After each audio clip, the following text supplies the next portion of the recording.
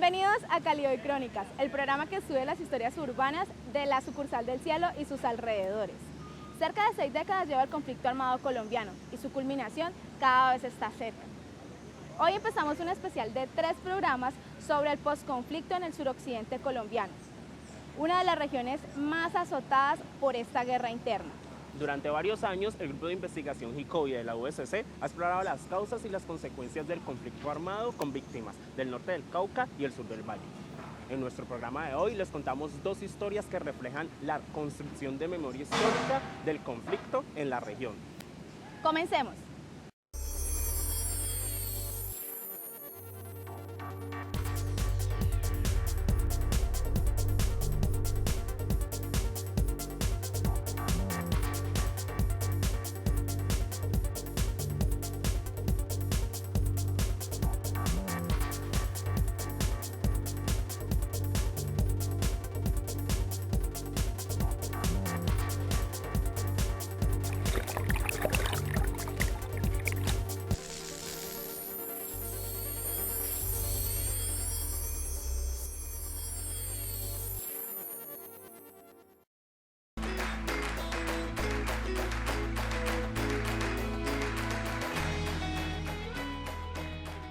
A primera vista, entre el Valle y el Cauca, además de un retén militar y el caudaloso río con el mismo nombre, no parece haber mucha diferencia. El paisaje continúa conformado por cañaduzales, mareas verdes que parecen no tener fin, un puñado de casas al lado y lado de la carretera panamericana. Así es el camino que conduce a Santander de Quilichao, el segundo poblado significativo del Cauca, próximo a la capital del Valle. Gran parte de sus más de 80.000 habitantes ha sido víctima directa o indirectamente de los crímenes perpetrados por diversos actores.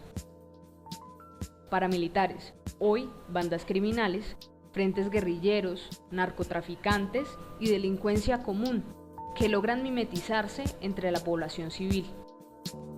En una de las veredas más cercanas al casco urbano de Santander de Quilichao, existe una comunidad que ha logrado sobrevivir a la pesadilla paramilitar, Lomitas, que hasta finales de la década de los 90 era un territorio pacífico habitado por varias familias afrodescendientes, desde la época de la manumisión, cuando le compraron las tierras a quienes fueran sus amos, que las despreciaban por ser propensas a inundaciones, ya que el río Cauca y el Quinamayó las circundan.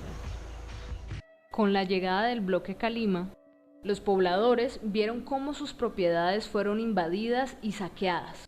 Los paramilitares se apropiaban de los animales, los frutos, los enseres, todo lo que encontraban a su paso. Esta es la historia de Lomitas contada por sus habitantes, las víctimas, los ciudadanos que intentan recuperarse del daño causado por 5 años de presencia y dominación de las AUC en sus territorios. Llegaron 50 hombres, por pedido de algunas familias prestantes y empresarios del Valle y Cauca, que solicitaron la presencia paramilitar al Comando Central de las AUC. Luego del secuestro de la Iglesia La María, en el que fueron raptadas más de 150 personas por el ELN. Investigativamente hay declaraciones de los paramilitares muy fuertes en Justicia y Paz que señalan exactamente personas, grupos económicos, o sea, Justicia y Paz tiene muy documentado el tema de quienes del ambiente civil, entre comillas, colaboraron con estos grupos armados ilegales.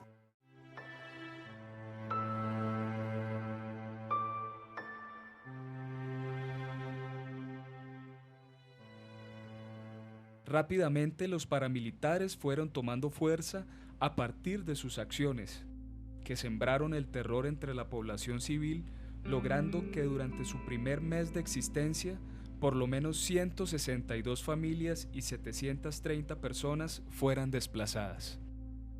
Toda una hazaña para el recién bautizado bloque Calima, que rondaba silencioso entre los cañaduzales. Hacia el año 2000, logró expandir su huella tenebrosa a todo el departamento del Valle, en el que cometió 30 masacres y 13 homicidios selectivos, para luego incursionar al norte del país. Realmente aparecieron aquí como vendedores ambulantes, como compradores de chatarras, digamos, fue como una avanzada. Hasta que ya comenzamos a ver de que el lecho del río Cauca comenzó a plagarse de cadáveres y continuamente comenzaron bajando. De un momento a otro nos llegó la gente ya uniformada. Atrás quedaron las épocas pacíficas de esta comunidad en la que se compartía a manos llenas la felicidad al calor de sus celebraciones, de su pasión por el campo que significa para ellos la vida misma. Me dijeron que habían visto un poco de gente armada ahí y que no eran ejército. Yo dije, uy, van a ser los paramilitares que ya nos invadieron aquí. Después citan a unas reuniones a gran parte de la comunidad, indicando que ellos eran paramilitares. Y pues la gente, hasta por miedo, iban a ver qué era lo que decían ellos. Una vez ellos llegaron a mi casa y me preguntaron que nosotros por qué les temíamos a ellos. Les tenemos miedo porque en realidad aquí nadie había visto estas clases de personas llegando aquí y ustedes llegaron de un momento a otro, los vimos aquí, dispararon aquí. Entonces ellos nos dijeron que no, que ellos aquí no estaban por hacerle mal a nadie. Le dijimos, nosotros qué vamos a saber si mañana hacen lo mismo que han ustedes hecho en otras partes. Que no teman, que no sé qué. Se tomaron la casa comunal, un espacio cargado de recuerdos plenos y alegres, y lo llenaron de gritos, lamentos, disparos y un dolor que aún después de una década no ha desaparecido del todo. Esta casa fue construida con el objeto de cumplir el papel de lugar de reuniones para la comunidad y la Junta de Acción Comunal de la Vereda. Durante mucho tiempo pues, cumplió su honorable trabajo, pero luego durante el periodo de dureza del paramilitarismo en la región pues fue ocupada por ellos y el espacio interior se determinó como para consignar a posibles víctimas que se iban a ejecutar. Aquí se les hacía una especie de juzgamiento y desde aquí eran trasladados ya hasta la orilla del río Cauca, donde siempre eran ejecutadas las personas y sus cuerpos depositados en las aguas del río Cauca. El río se convirtió en un cementerio, en un triste mensajero de la pesadilla paramilitar, pues en él se transportaron cientos de cuerpos inertes, testimonio irrefutable del poder y la atrocidad del grupo armado en la zona. El río Cauca ha significado una fuente de mejoramiento en la condición de nuestras vidas. Desafortunadamente, el río pues, se convirtió en un instrumento de la maldad, porque allí fueron lanzados muchos, pero muchos cadáveres de lo que perpetraron estos grupos armados que en un momento dado causaron el terror aquí en nuestra vereda.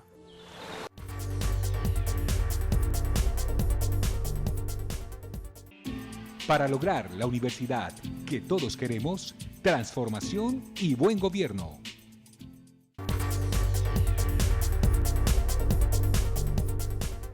Un campamento paramilitar se asentó en la finca familiar y desde allí planearon masacres, extorsiones y un sinnúmero de vejámenes que padecieron en carne propia. Este era un lugar bastante promisorio y en un espacio de habitación y una finca muy promisoria donde se cultivaba todo tipo de frutas. Y extrañamente ocuparon esta finca pequeña, la nuestra. En este sitio dormían unos, otros se metieron ahí en la habitación de mi hermana. Y si íbamos a laborar, teníamos que salir en grupo, toda la familia, en masa hasta llegar a la finca y retornar a sí mismo para protegernos unos a otros. Porque siempre hemos sido conscientes de que si nos quitan un eslabón de la cadena, se rompe la cadena. Solo 4 kilómetros los separaban del casco urbano de la población. 10-15 minutos de Santander de Quilchao.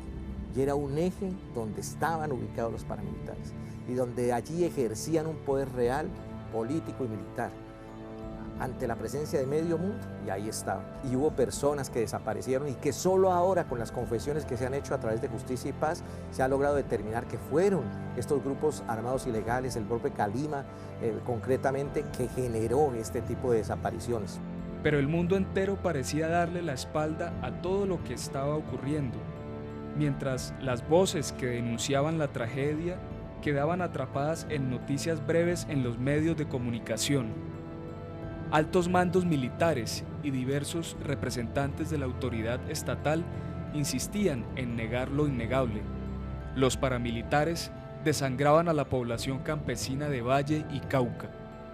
Hubo, digamos, una aceptación de hecho de este fenómeno. Las comunidades se vieron a merced de una fuerza desconocida, entre comillas, que llegó arrebatando vida, llegó arrebatando tranquilidad, controlaban las carreteras, controlaban los caminos, controlaban incluso, por ejemplo, en Santander, hasta la forma de vestir y hasta la forma del cortado del cabello. El aparato armado del Estado, ejército o policía, llegaban hasta allí y a 1,5 kilómetros, y allí donde ellos se acantonaban, estaban asesinando a personas todo el día y toda la noche. Y las detonaciones se escuchaban hasta acá, toda la comunidad escuchaba. Y esta otra gente nunca oyó y nunca se preocupó por saber qué ocurría. Ludivia es una mujer que ha aprendido que la vida se lucha a cada minuto y ha sido testigo de las asperezas que levanta el paso del tiempo. Llegaron por la noche, como a la medianoche. Llegaron pues como tumbando las puertas, que abran. Nosotros no, pues uno que se va a levantar, abrir, ¿cierto? No, y eso le mandaban empellones a la puerta. Y a mi compañero él le dio miedo. Y cuando yo doy cuenta de que él estaba subido en el suelo, ¿cierto? Y entonces cuando entró pues esa gente atropellando y subiendo, después buscando. No sé el motivo, el por qué fue, porque hasta ahora no me el motivo. Llevamos como 9 años trabajando juntos y lo mataron prácticamente porque le dio la gana, porque yo hasta hoy no conozco que Rafael hubiera sido persona de coger lo ajeno o hablar mal de alguien o cualquier otra cosa. Y ahí lo sacaron a rastra y él iba a grite y grite pidiendo auxilio, pero pues nadie apareció a socorrer ni nada. Entonces luego cuando iban ahí lo sacaron y se quedó uno con nosotros ahí, pues nos hizo parar y que nos quedó por ahí apuntando y que no nos fuéramos a mover, no fuéramos a salir, que no fuéramos a hacer nada. Lo encontramos muerto ahí del kilómetro 11, por ahí 200, 100 y pico de metros, en la vía Paratima, ahí lo dejaron tirado. Pues le habían tallado todo esto horrible y el cuerpo también tenía arrancones de las patas de todo lo que le daban. El recuerdo de la motosierra y las masacres de proporciones dantescas partieron en dos la historia de las víctimas.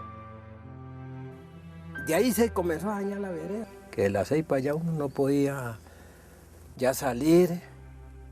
Eso por aquí bajaban la gente a asesinarlas a Cauca. Y esa gente habían unos que, ay, vecinos, no me dejen matar, ay, me van a matar, ay. Que eso todavía causa nerviosismo, eso todavía nos duele.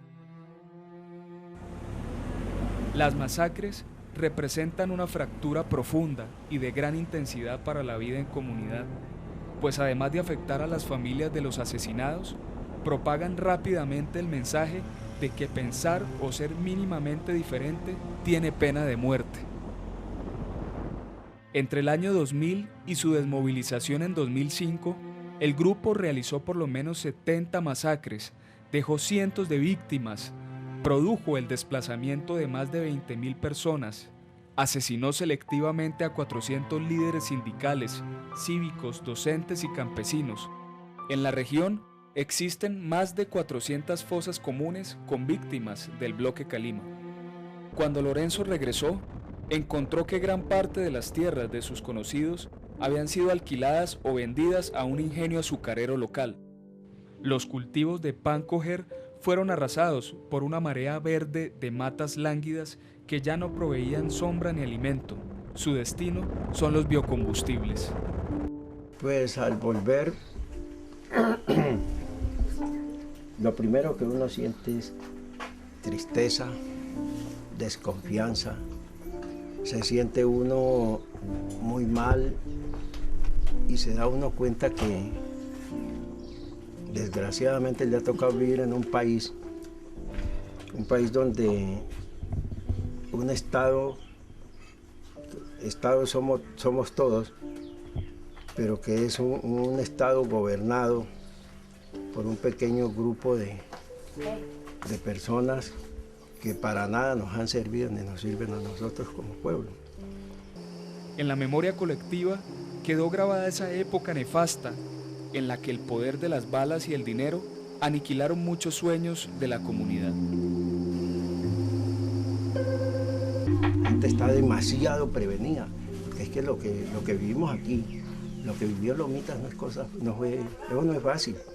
Y eso no se borra, porque aquí hay personas que estaban en esa época niñas, jóvenes, pero que lo tienen es aquí, como si lo estuvieran viviendo en este momentico, las atrocidades que miraron aquí a lo largo de la vía y abajo en el río. La parte administrativa de muchas entidades no hay un respaldo para nosotros. Estamos solos. Ahora, después de una década, es tiempo de volver la mirada a estos hechos. Es momento de que la sociedad entera escuche a las víctimas, recordar, no con el ánimo de resucitar el dolor, sino para limpiar las heridas y prevenir que el daño se haga más profundo. Que las sociedades se apoderen de su propia voz y tengan finalmente esa voz que nunca ha sido escuchada, sobre todo las víctimas. Colombia necesita una sociedad civil libre de apatía frente al conflicto. Finalmente, la violencia ha tocado de una u otra manera la puerta de todos. Es la ocasión para reconstruirnos. Es su turno para actuar.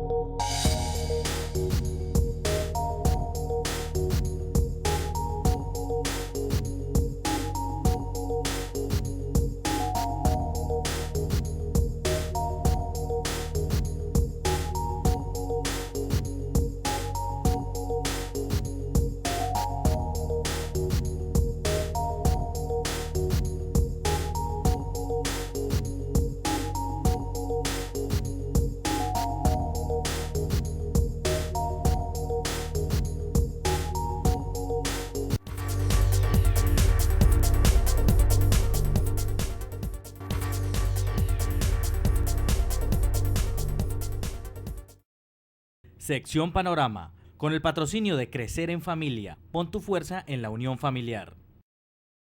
El posconflicto es la fase de transición que comenzará cuando se firmen los acuerdos de paz entre el gobierno y las FARC. ¿Cómo se prepara el Estado para asumir los retos de esta nueva etapa histórica? Nuestra directora Olga Bear habló en exclusiva con el consejero ministro para el posconflicto, Rafael Pardo. Es un proyecto de país que no se hace en un año ni tiene un resultado inmediato. Dejar atrás el conflicto, que ha tenido 6 décadas en Colombia, significa poder tener una nueva perspectiva para la vida de muchas regiones y muchos sectores de la sociedad colombiana que por el conflicto han tenido oportunidades muy limitadas y han tenido pues todas las tragedias que ha significado 60 años de guerra. Mirar para adelante, ¿qué significa?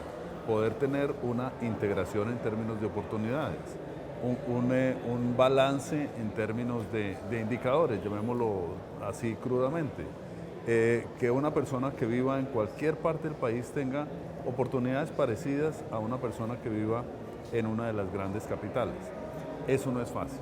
Para eso hay que hacer una expansión de los servicios del Estado, pero también una expansión de las alternativas de empleo y de producción del sector privado, bien sea con proyectos productivos o bien sea con emprendimientos y proyectos empresariales. 700 de los 1.100 municipios de Colombia, el único empleador es el Estado. O sea, la gente trabaja en la alcaldía o en el hospital o es docente. Claro, la mayoría o casi todo el mundo trabaja muchísimo, pero en la informalidad tiene actividades que no le significan seguridad social y no hay empleo. Entonces, ese es uno de los temas que Colombia tiene que mirar de aquí a 10 o 15 años en adelante, y es tener un solo país y un país integrado.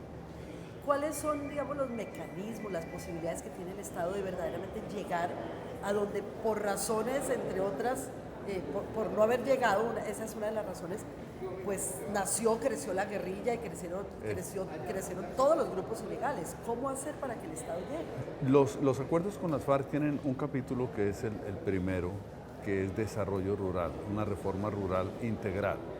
Y esa reforma, esos acuerdos tienen, por supuesto, una serie de instrumentos y de programas. No son para las FARC, son para la población campesina dispersa.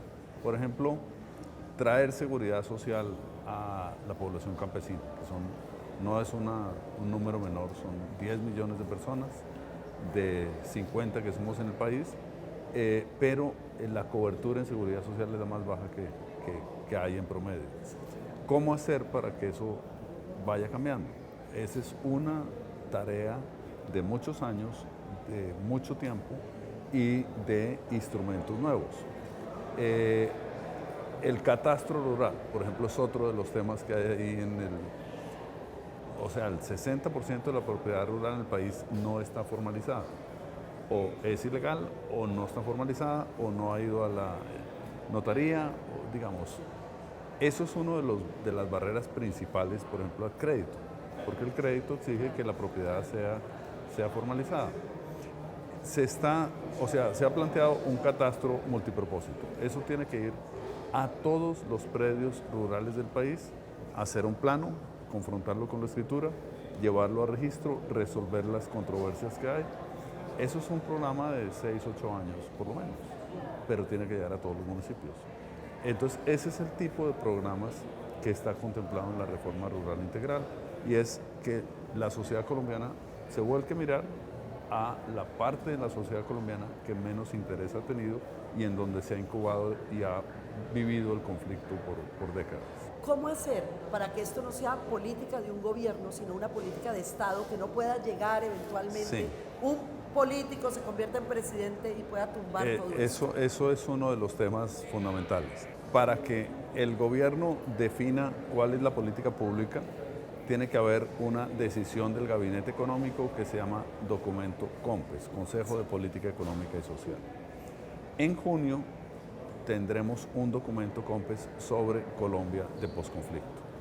¿Cómo llegar a las regiones? Porque lo que se ha definido como paz territorial es que la paz no se quede en el nivel jurídico, político y militar, que es lo común a todos los acuerdos de paz, sino que baje también al nivel territorial. Entonces, lo que hemos establecido es un mecanismo que se llama contrato plan. En este caso lo vamos a llamar contrato paz, en el cual en un periodo de 10 años, nación, departamento y municipio y comunidad, porque tiene unos muy fuertes elementos de participación, definen cuál es en un horizonte de 10 años lo que se va a hacer en ese municipio. El contrato paz lo que permite es que no solamente haya programas de inversión, sino también elementos de gestión institucional que son necesarios para adaptarse a una sociedad sin conflicto. Finalmente, hoy usted está aquí en un evento académico en la Universidad de Santiago de Cali. ¿Qué papel cree usted que debe cumplir la academia? Y no puedo dejar de preguntarle los medios de comunicación en todo esto. Sí, a ver, la academia tiene un papel importante, muy importante.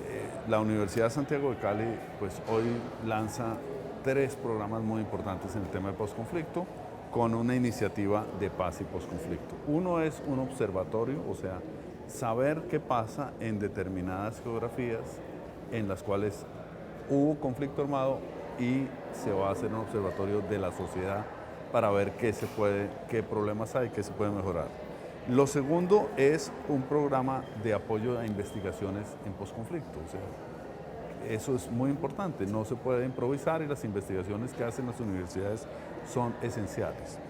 Y tercero, esta universidad, que es una universidad de estratos 1, 2 y 3, que tiene un 40% de población universitaria que es afros e indígenas, que tiene convenios con cabildos indígenas de este departamento o del departamento vecino del Cauca,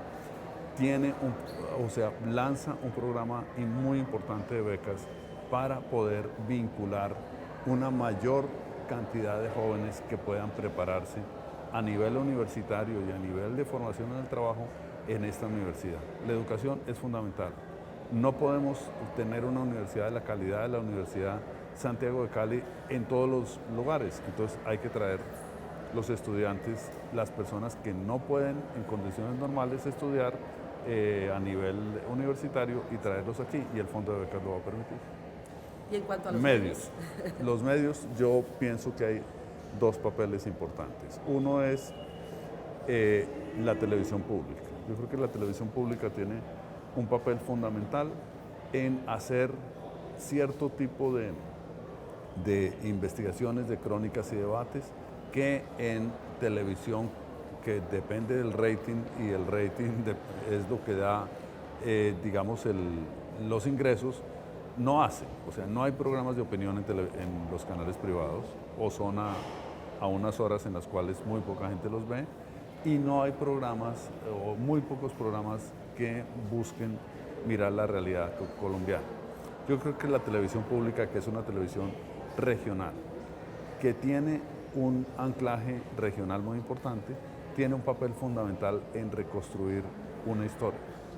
En reconstruir una historia no solamente para conocer la historia.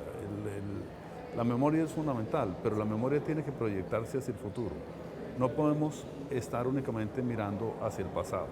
Yo creo que es muy importante tanto proyectar a nivel territorial una muy buena investigación sobre cómo fue la violencia, qué pasó en la violencia, quiénes sufrieron, cómo se superan esas condiciones, cómo se pueden encontrar oportunidades, cómo se puede mirar hacia el futuro.